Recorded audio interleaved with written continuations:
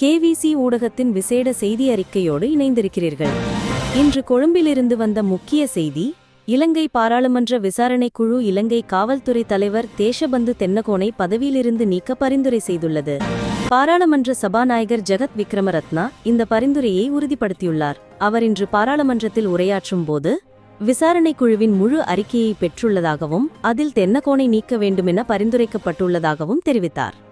இந்த அதிகாரி மீது முன்வைக்கப்பட்ட குற்றச்சாட்டுகள் அனைத்தையும் குழு ஒருமனதாக தவறான நடத்தை மற்றும் அதிகார துஷ்பிரயோகம் என கண்டறிந்துள்ளது என்று சபாநாயகர் கூறினார்.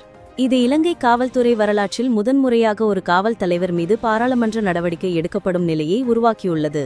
இந்த அறிக்கை பாராளுமன்ற ஆவணமாக சமர்ப்பிக்கப்படும் என்றும் காவல் தலைவரை நீக்க பாராளுமன்றத்தில் பதவி நீக்க வாக்களிப்பு நடத்தப்பட வேண்டும் என்றும் அவர் கூறினார்.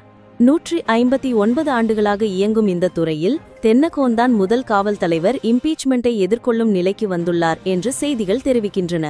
இத்துடன் கேவிசி ஊடகத்தின் விசேட செய்தி அறிக்கை நிறைவடைகிறது.